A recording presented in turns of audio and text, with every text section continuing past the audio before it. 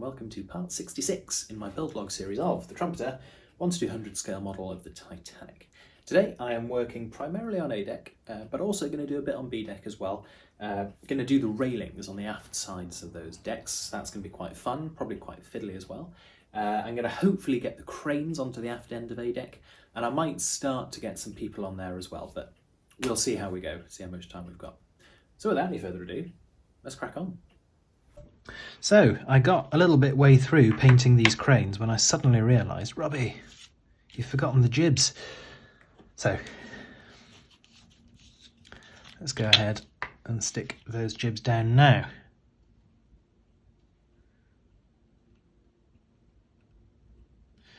These, by the way, are the China 3D cranes.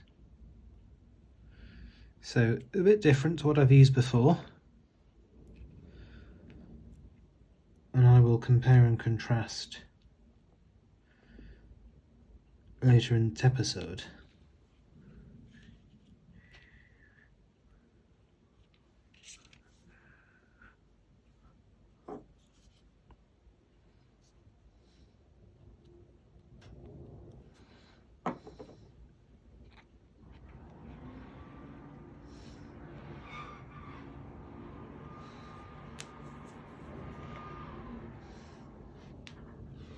There we are, let them dry and then we'll crack on and paint.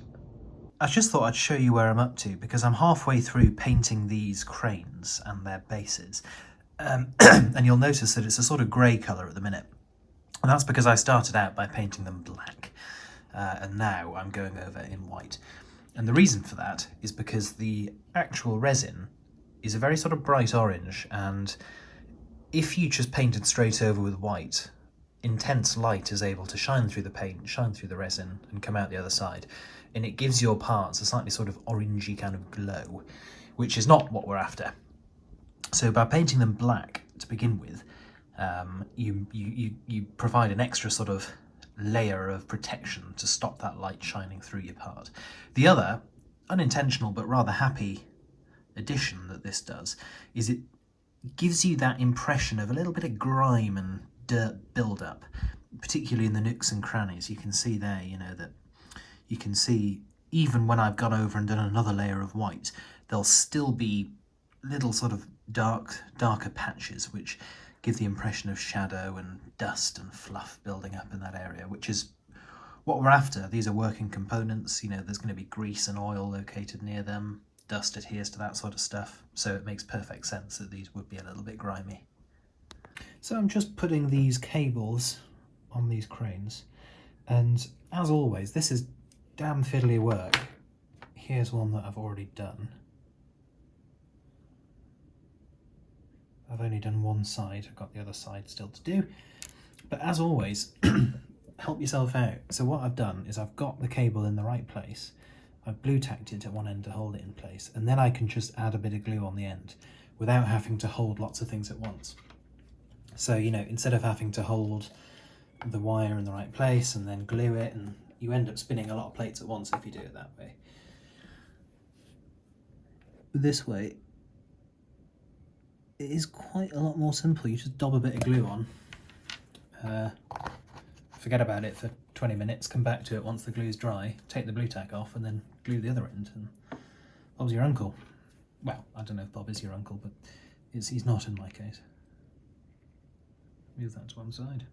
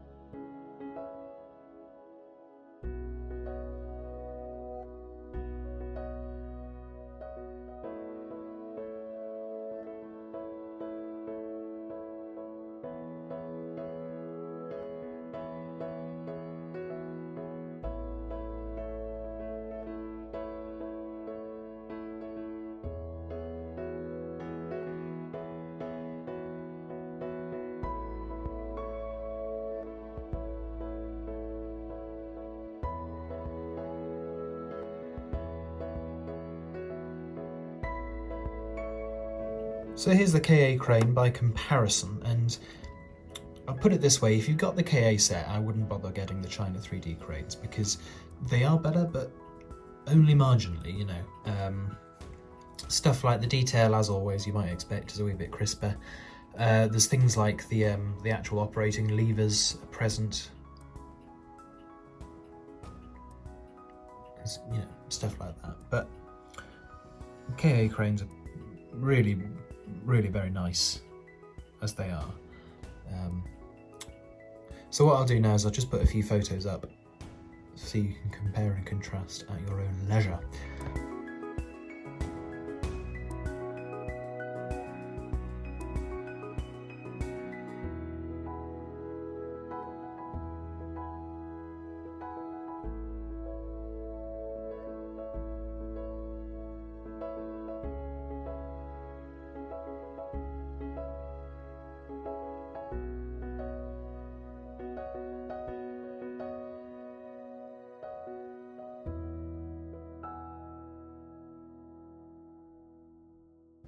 So it occurred to me in the last video I talked about putting the maker's mark on the ship, but then didn't really follow it up. So this is the maker's mark here, and just a tiny little transfer. And I put this on the front end of B deck. Now, obviously that's very hard to see. Fortunately, I have a scaled up version here. So these were brass plaques that were cast, and they say where the ship was from, who built it. Essentially, it's the signature on a painting, so to speak. And so these would have been put on all Holland and Wolff ships. And it looks really cool, doesn't it? I got this from Shapeways a while ago, and I'm tempted to put this in the display case for my model because it sort of sets it off quite nicely, you know. But there would have been 2 of these on Titanic, so this is what the maker's mark is. The eagle-eyed of you, of course, will have noticed that this is what I use as a guide for my own logo as well. So I'm just sticking some railings together, and here's one that I've already done and glued.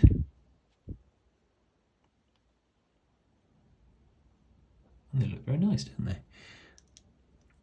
And so here are the constituent parts. You've got the actual railing itself in white, and then the wooden banister rail, for want of a better word, the rail. And on the underside, it's got a sort of channel cut in it. And this is actually quite nice because without any adhesive at all, these railings sit in that channel and stand of their own volition. So actually, these are quite nice to work with. And what I am doing is I am just sort of painting a layer of glue onto the top of the railing.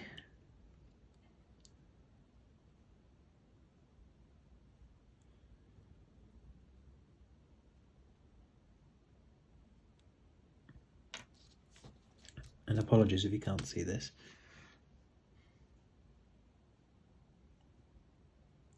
And then I'm just lowering the railing down on top.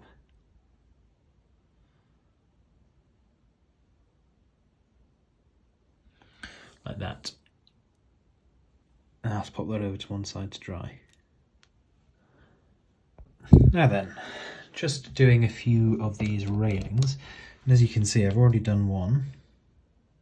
These are the slightly more tricky shaped railings on B deck. And I've got the other one to go. Just got one more bend to do. And what I'm doing is I'm sort of working my way along. I saw someone online say that it's much easier to bend these railings to the shape of the balustrades rather than to the shape of the decks. And I have to say, I agree. It is much easier. And partly because of that channel, you know, you can sit your railing in there and it's very evident once you've got the right shape because the railing sits there without any resistance. If you haven't quite got the right shape, the railing sort of pops out of that channel. So what I'm doing is I'm just sort of working my way along, and as you see, I've done the first bend already. So I'm just trying to mark out where I do the second. And it's just before, I don't know if you can see on the camera, it's just before this last rail itself. Now as a bending form, I'm using this piece of brass bar stock because it gives you the right radius for the curves. So I'm just pressing that in, and you know when it's enough because these two railings are parallel to each other. So let's see how we're looking.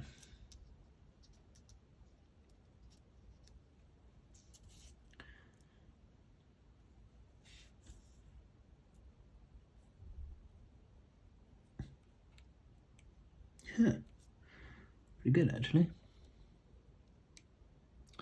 Not bad, not bad. We can work with that.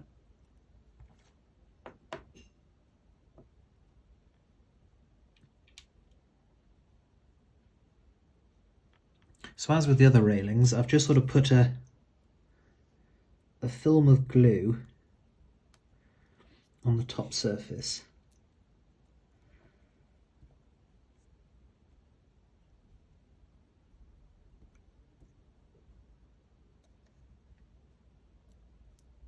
And I'll just leave that to dry.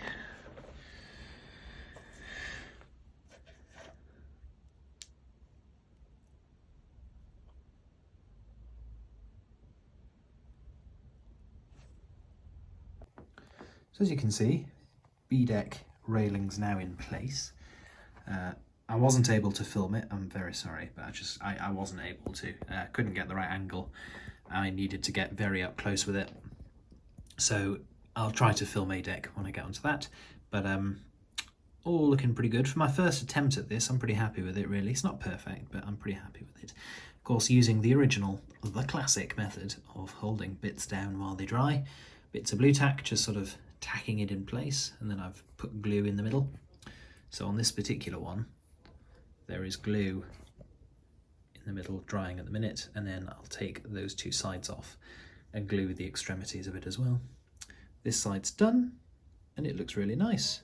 The railing isn't too bad. A couple of models I've seen have had a big difference between the height of this railing and the height of the side of the ship. And there is a difference on mine, but it's not too bad actually. It's not as bad as I thought it might be. So that's pretty good. I'm quite happy with that. So onwards and upwards, quite literally, to A-deck.